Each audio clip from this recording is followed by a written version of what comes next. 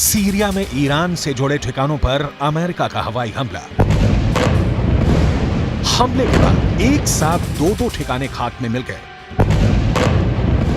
Israel Hamas युद्ध के बीच America के इस हमले से ईरान और अमेरिका में ठन गई है। युद्ध का नया मोर्चा खुल गया है।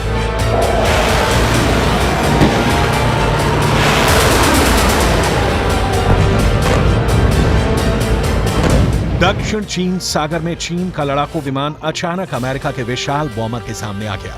दोनों के बीच का फासला सिर्फ 10 फीट रह गया था। फिर क्या हुआ? क्या अमेरिका के बॉम्बर से भिड़ गया चीन का लड़ाकू विमान या दुम दबाकर भाग खड़ा हुआ? इसे आगे तफसील से बताएंगे और इस भिड़ंत का पूरा वीडियो भी दिखाएंगे।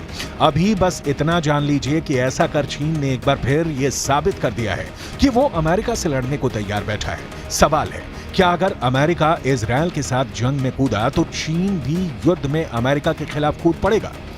क्योंकि चीन की सेना का दावा है कि बस एक ऑर्डर आएगा और चीन के लड़ाकू विमान ऐसे ही अमेरिका के विमानों से टकराने निकल पड़ेंगे।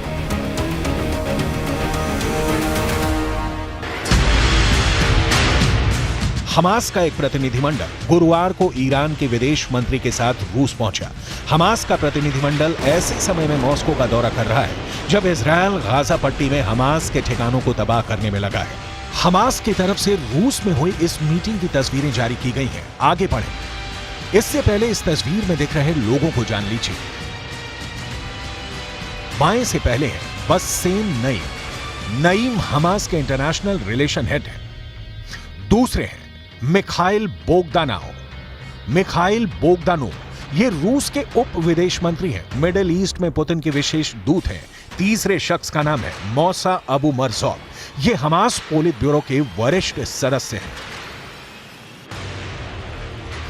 दावा किया जा रहा है कि इस मीटिंग को बहुत ही गंभीरता से लेने की जरूरत है, क्योंकि यह नया गठबंधन अमेरिका के खिलाफ युद्ध का ब्लूप्रिंट तैयार कर सकता है।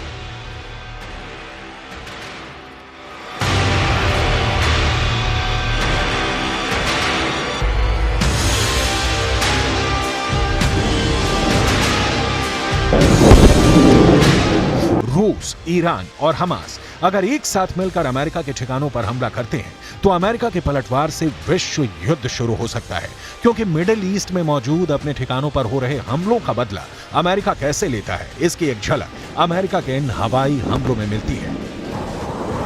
अमेरिका का पहला हवाई हमला, अमेरिका का दूसरा हवाई हमला, अमेरिका का तीसरा हवाई हमला।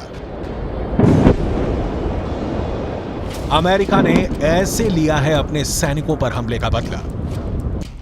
अमेरिकी लड़ाकू विमानों ने सीरिया में ईरान समर्थित 2 मिलिशिया ठिकानों पर बमबारी कर युद्ध का एक नया मोर्चा खोल दिया है।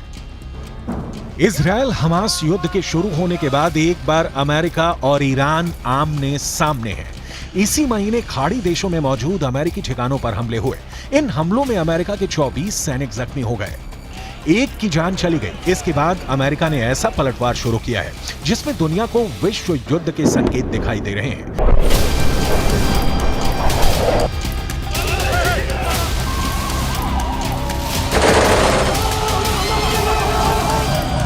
सीरिया और इराक में मौजूद ईरान समर्थित मिलिशिया पर हमला करके अमेरिका ने ईरान को बहुत ही बड़ा संदेश दिया है। अमेरिकी रक्षा सचिव लॉयड ऑस्टिन ने कहा है कि संयुक्त राज्य अमेरिका संघर्ष नहीं चाहता है और आगे की शत्रुता में शामिल होने का उसका कोई इरादा नहीं है, लेकिन अमेरिका की सेना के खिलाफ ये ईरानी समर्थित हमले अस्वीकार्य हैं और इन्हें रोका जाना चाहिए। ईरान अपना हाथ छिपाना चाहता है और हमारी सेनाओं के खिलाफ इन हमले में अपनी भूमिका से इनकार करना चाहता है। हम उन्हें ऐसा नहीं करने देंगे। अगर अमेरिकी सेना के खिलाफ हमले जारी रहे तो हम अपने लोगों की सुरक्षा के लिए और जरूरी कदम उठाने में संकोच नहीं करेंगे।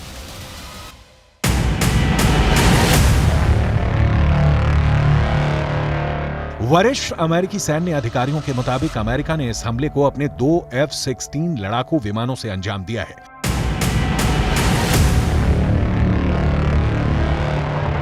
अमेरिका के लड़ाकू विमानों ने उन्हीं ठिकानों पर बारूद बरसाए हैं जिनका इस्तेमाल हाल में अमेरिकी ठिकानों पर हमला करने के लिए किया गया। अमेरिका की तरफ से यह हवाई हमला इराक की सीमा पर सीरिया के शहर अबू कमाल के पास किया गया। अमेरिका का दावा है कि यहां ईरान के रिवॉल्यूशनरी गार्ड कॉर्प्स ने अपने हथियारों और गोला बारूद का डिपो बना रखा है। इसके काफी नजदीक अमेरिका का एक अहम ठिकाना भी मौजूद है, जिसे हाल में कई हमलों में निशाना बनाया गया है।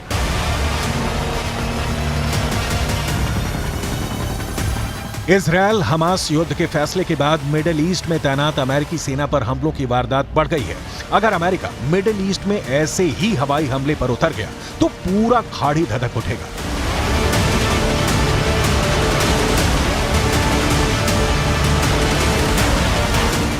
सीरिया में हमले के बाद दक्षिणी लेबनान का नंबर आ सकता है। दक्षिणी लेबनान के साथ साथ इराक और यमन में भी अमेरिका पलटवार कर सकता है। हाल में अमेरिकी बेस पर कम से कम 12 हमले किए गए। इन हमलों में 21 अमेरिकी नागरिक घायल हुए। इराक में अमेरिका के बेस अल असद और सीरिया में अल तनफ गैरिसन में ईरान से जुड़े संगठनों ने यह हमला किया था। अमेरिका का कहना है कि आज किया गया हमला उसी का जवाब है। पेंटागन के मुताबिक इराक और सीरिया में मौजूद अमेरिका के बेस पर दर्जनों हमले किए गए हैं। मिसाल के तौर पर 17 अक्टूबर को इराक में अमेरिका के बेस अल असद पर हमला हुआ। 17 अक्टूबर को इराक में ही अमेरिका के अल हरीर एयर बेस पर हमला हुआ। 18 अक्टूबर को सीरिया में अल तनफ गैरिसन में ईरान से जुड़े संगठनों ने हमला किया था। 24 अक्टूबर को सीरिया में अल उमर ऑयल फील्ड बेस पर हमला हुआ। वहीं इराक में एरबिल एयरफोर्स पर ड्रोन से हमले की कोशिश की गई। इन्हीं हमलों के जवाब में अब अमेरिका ने अपने लड़ाकू विमानों को हमले के लिए उतार दिया है। हमले का असर ईरान की बौखलाहट में साफ साफ नजर आया। वहीं तनाव का तीसरा एपिसेंटर दक्षिण चीन सागर बना, जहां अमेरिका और चीन के लड़ाकू विमान भिड़ते भिड़ते बचे। अमेरिका का दावा है कि चीन का विमान J-11 अमेरिकी विमान से टकराते टकराते बचा। इस भिड़ंत के वीडियो को जारी कर अमेरिका ने कड़ी आपत्ति जताई है। इस वीडियो में साफ तौर पर दिख रहा है कि किस तरह से चीनी विमान पीछे से आकर अमेरिका के B-52 के करीब पहुंच जाता है। चीन का लड़ाकू जेट B-52 बम वर्षक विमान के 10 फीट से भी ज्यादा करीब आ गया था। चीन के लड़ाकू पायलट की ऐसी हरकतों की वजह से दोनों ही जहाज के आपस में टकराने की आशंका बढ़ गई थी। इस करीबी मुठभेड़ को पेंटागन ने आक्रामक करार दिया है। एक तरफ चीन से अमेरिका की भिड़ंत, दूसरी ओर अमेरिका का सीरिया में ईरान समर्थित बेस पर हमला। साथ ही साथ हमास के प्रतिनिधिमंडल का रूस पहुंचना और इजरायल हमास के बीच युद्ध का और बारूदी होना संकेत साफ है। अमेरिका के खिलाफ रूस, चीन और ईरान की घेरेबंदी और बढ़ती जा रही है, जिसका असर इजरायल हमास युद्ध में साफ साफ दिख रहा है।